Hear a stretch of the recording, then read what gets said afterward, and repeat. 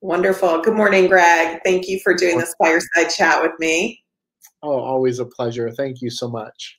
Yeah, I'm really excited to share all the work that Innersense has been doing, and it is a lot. So I want to dive right in. I will just, sort of do a very brief qualifying intro. Beauty Heroes has been working with you for, I think, about 5 years. Greg is the co-founder of Innersense Organic Beauty. So he founded the company with his wife, Joanne, and they are a global company that I think is the leading healthy hair care company in the world. And you sell to salons and have a very passionate and committed salon community. You sell direct to consumer globally, and you sell with your retail partners like Beauty Heroes. And over the last couple of years, you and I have been talking and kind of, spitballing around Blue Beauty. And in the last, I would say, year, I feel like you've just really made some strides in in your Blue Beauty initiatives.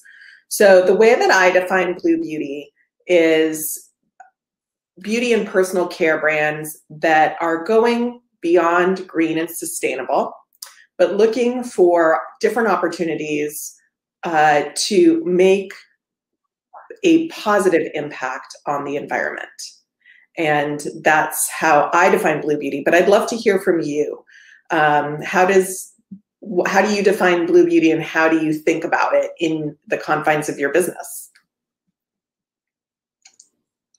Well, I think the concept of Blue Beauty has always been a part of our DNA, and it's always been my commitment to do a lot environmentally, but it also kind of transcends to being responsible as a company and doing things that also benefit the environment, but also society. To me, that's an important piece of what we're really focused on doing. And through the first 15 years, it was always something that was there, but not really actionable. It was just the thought. And so 2 years ago, really, it was a challenge to the organization about really not speaking to it, but doing it. And you did. You really did. We're going to go through a whole, spectrum of the initiatives that you have, but let's start with like the really true Blue Beauty initiatives today. Pre-COVID, actually, over the last year, you announced a series of social impact and Blue Beauty initiatives, and I think the Blue Beauty ones are the hardest because they take innovation, they take real initiative. They're not just donating money to a cause. So let's start with probably the most interesting and the hardest one. And you call it becoming plastic proactive, which is beyond becoming plastic neutral. And for a company that packages almost all of your products, not all, but almost all of your products in plastic, explain to us what that is and what that took from you. Right. Well, I mean, I think that this is probably one of the biggest challenges of our time is plastic consumption. It's like how to mitigate it. And, clearly here, we wanted to do as much as we can, but we also had to look at all the points of consideration with regards to our packaging choices and be realistic with them. And be responsible at the same time. I mean, there's a lot of material options, but we're very limited when you begin to look at, do I package in glass? Well, you have to look at the carbon footprints associated with that. The same thing with aluminum. What are my choices there? And the carbon footprint, let alone the energy that it requires to produce as well. Plastic unfortunately makes what we do work and makes our product to market much more sensible. So with that understanding, we really kind of set out to better understanding how we can benefit the environment associated with that. So, becoming plastic neutral was fine, but you know what? We needed to do more, and we needed to step up more. And we really believe that our community also demanded that of us. So Plastic Proactive was partnering with the Plastic Bank and not only making a commitment to the last 5 years of output. In other words, we are capturing 5 years of our past output and working I'm sorry, I've got pop-ups coming up here, to collect 5 years of our past output. And then moving forward, we're committed to collecting 150% of our output annually. And Plastic Bank has worked globally at capturing ocean-bound plastics and then creating economies around the recyclability of those materials, putting them back in to a circular economy and allowing third world countries where the biggest impacts are to create industry around this as well. So it's very circular, and we're very excited about it as well. Yeah, so I think what's so interesting about that is that Innersense, you could have just said, hey, we're going plastic neutral. And from now on, we're going to be working with the Plastic Bank to recover 100% of the plastic that we put out. But you didn't stop there. And that's what I really want to call out. You said, we want to go back and look at how much plastic we've put out as a company over the last 5 years, which is the time that I've been working with Innersense, that's a lot. That's a big commitment. And, right. And really looking, and I think that kind of initiative is something you don't see very often in this space. And it's one of the reasons I really wanted to talk to you, because I feel like that's a mindset that you bring to your company, where it's really using your company as a force for good, or a force for being proactive. And I think you're setting a benchmark in the industry. So I'm hoping people are listening to this, because I think it's really inspiring. Look, again, being socially and environmentally responsible requires you to step up and be a part of the solution. I can go on and on and on about plastics and the economies of that as well. But I think that companies like Innersense need to step up. There are a number of also large companies that are putting forth huge initiatives in this area as well. I really honor them for their efforts as well. So I just think that, as Innersense continues to grow, because of who we are, our DNA, the commitment was just honestly a no-brainer for us moving forward. The same thing, kind of moving to 1% for the planet. It wasn't just about throwing money out. It was about aligning with cause partners that also were very, very much in line with the mission and the values that we've established for ourselves at a sustainability level. As well as, again, bringing back good to what we do environmentally and socially. Yeah, I think it's interesting. So you jumped to 1% for the planet, which is, if anybody's not familiar with it, what that means is that you are committing 1% of your top line revenue to giving back to environmental causes. There are many vetted organizations, and you get to choose which environmental organizations you can give to and partner with. And Beauty Heroes is a 1% for the Planet company as well. And there's some great 1%. There's some great companies actually that are really committing to that. The other one that I wanted to talk to was transitioning to 100% post-consumer waste plastic. So what I think is interesting is that, your company is a certain size that it is right now. Making these commitments at this stage of the company, how is that really, I think it's just an interesting time where you're sort of, you're not a small company, you're not, this enormous company. You're making these commitments at this stage. How are they really, is this the right time, and how's it setting you up for sort of long-term, like really making these a part of your whole operation at this stage? Right. Really, really great point. Every commitment we're making is very scalable. And we continue to feel very confident that the supply chain will continue to meet our needs into the future. And we're probably looking beyond 5 years based on at our current trajectory, which is significant. So, yeah, I mean, a commitment, as part of our plastics commitment, was to move to, by 2021, we'll be in 100% PCR throughout the whole line, except for some closure components. But industry is quickly approaching the technologies to be able to deliver PCR in those particular components. So, but the other thing is that we had to look at, we're in all white bottles, so that also allows us to be in 100% PCR versus subjecting color dyes to that, which then reduces the PCR value. So that's commitment to that.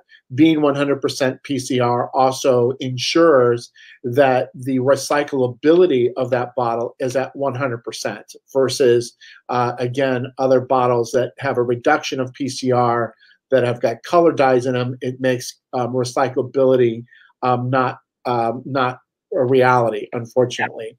Yeah. Second to that, we also know who our customer is, and our customer is a highly intelligent, very influential consumer, both from the ingredient point of view as well as environmentalism. So we also knew that we needed to be very true with what we're communicating, and really kind of focused away from bioplastics, where it sounds pretty right now, but there's a lot of environmental challenges that go along with those types of materials, as well as there's absolutely, at this point in time, no chain of recyclability for those types of materials at this moment either. So again, all those things in combination really kind of help drive our decision and our commitment. But to your question, we are fully committed and we're scalable to this. Not being part of Fortune 500 and being a self-funded and self-reliant company allows us to make decisions that otherwise are tough decisions to make. But I'm not saying that we're not a for-profit company, because we are, but we make decisions based on value to us and to our community. Yeah, I would say that to be very true. And anybody who's listening to this should be hearing that to come to these decisions, a lot of research was done, a lot of time, a lot of conversations, a lot of working in finding the best solution and a scalable solution that you can feel so confident about, which is just, packaging is just such a big challenge, and to do it right. My kind of follow-up question was really about your customers. Do they ask you about this? Do they talk to you about this? Do you hear from them that they care about these issues? Absolutely. Our customer, as your customer, right? They're very environmentally conscious. They're socially conscious, and they make buying decisions based on the commitment and the values of the companies that they want to do business with. So their spending power is also very great. And so it was also hearing this, that we started hearing about it. And I think that the questions were there. And again, we didn't want to speak to it. We wanted to be actionable with it. And so that's what really fueled our commitment to this initiative, was really about making everything that we do from this point forward actionable, so that we can report back to our consumers all the things that we're doing. as well as to our partners, and yourself as being one of them, that require this of us, right? So it's just not about putting product in a bottle. It's about doing more beyond that. Yeah, I think it's interesting. I know you personally, and it's, as consumers, we want to feel good about the products that we use. And as business owners, we want to feel good about the companies that we're building. So it really is, I feel, very reflective. So let's move on. One of my favorite quotes from one of my favorite thought leaders, Danielle Laporte, is, "If philanthropy is not a part of your business plan, you're doing it wrong." And Innersense has always been socially active, as you mentioned, giving back to the Breast Cancer Fund, the Williams Syndrome Association, and probably a lot of causes that I don't know about. But in the last, I'd say year to 2 years, you've become increasingly socially active. So I wanted to just talk about what's been motivating you, and how is that being sort of metabolized and shared through, internally with your company and externally with your customers?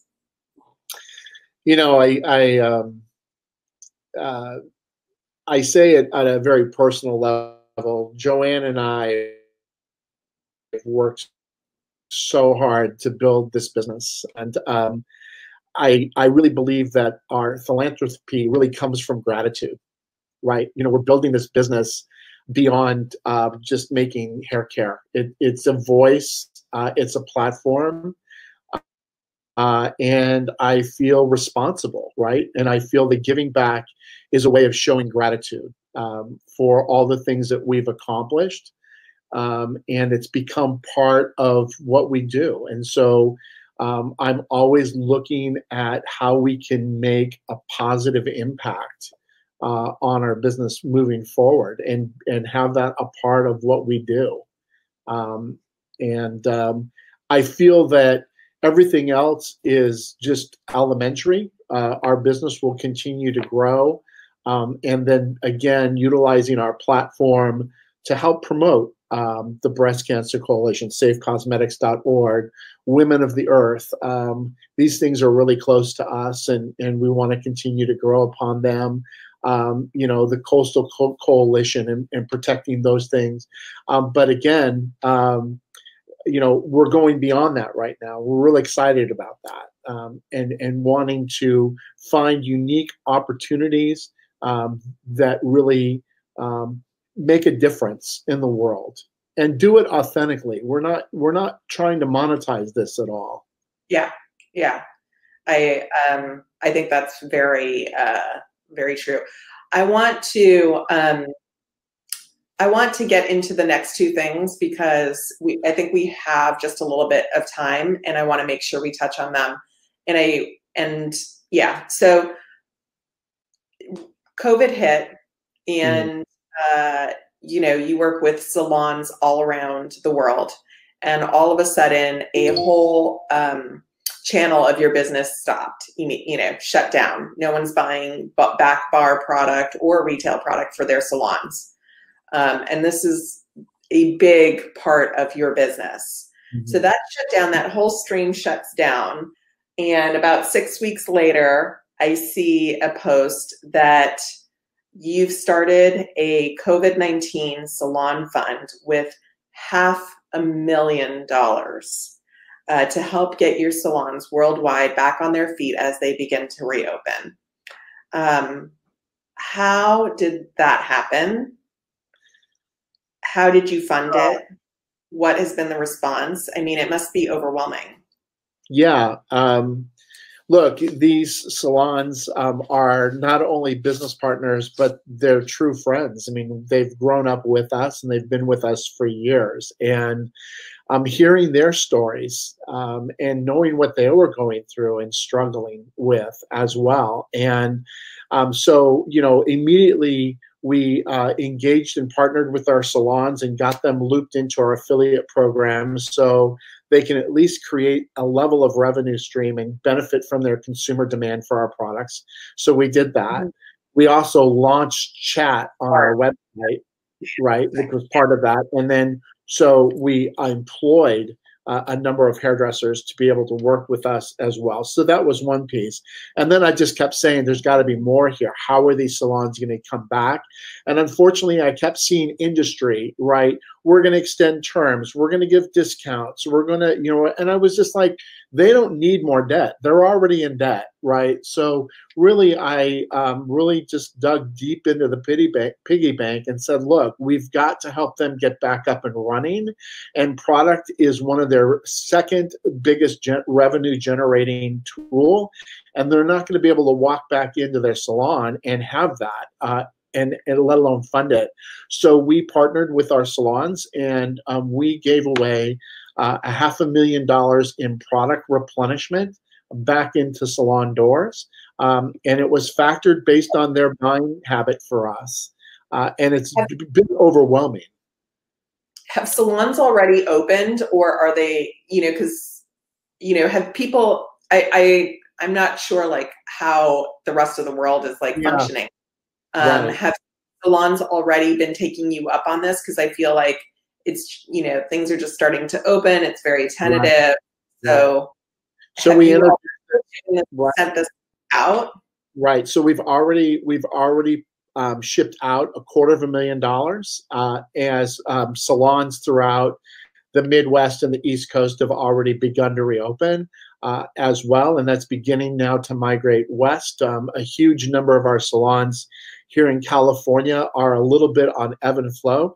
Say here in the Bay Area, salons are still closed down now through the 15th of July, and now they're talking about extending that into August, which is even more devastating. But the response to our commitment has just been overwhelming, heartwarming, and life-changing for a lot of these salons as well.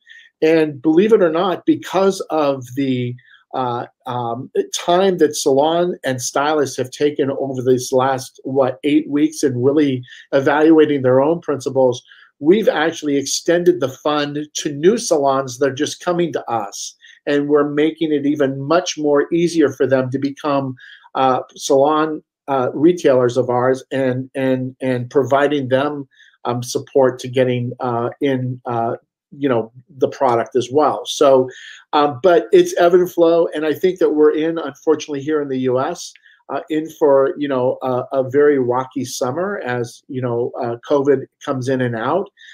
In Europe, we're seeing that the salon is opening up much faster. In fact, I was on a call earlier today with about 20 salons in London, and so they're all starting to get back to work, and they're very excited about that as well. So I think globally, hopefully through the third quarter, we'll get back online, and God willing, that we'll survive this through the fourth quarter, and everyone will remain healthy, and we can all get back up and running. So. Yeah, well, I hope that this very generous, innovative, and like proactive, I would say, initiative that you took to support these salons and retailers around the world just really creates incredible brand loyalty to you for years to come.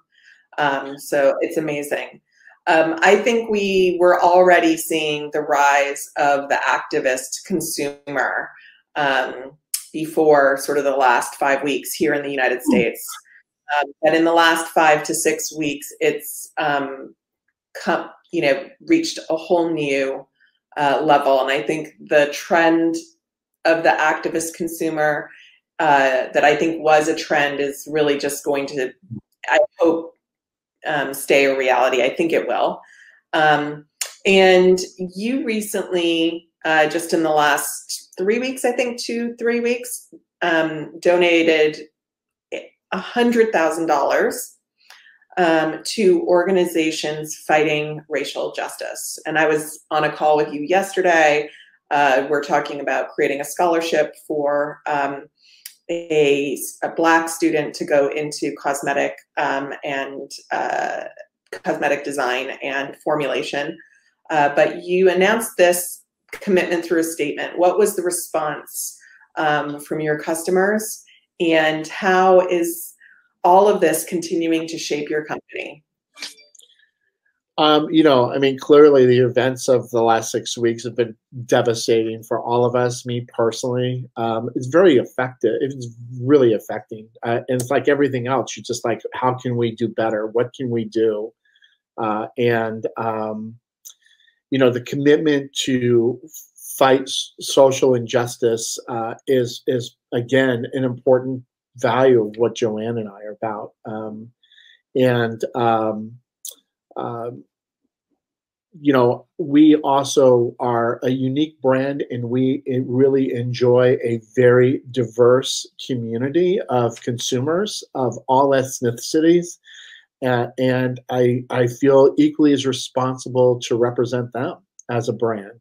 So I think that we've taken a lot of lessons from it. We need to show up differently. We need to communicate differently. But more importantly, it's also about putting the force of good that we can behind the causes that we feel very passionate about.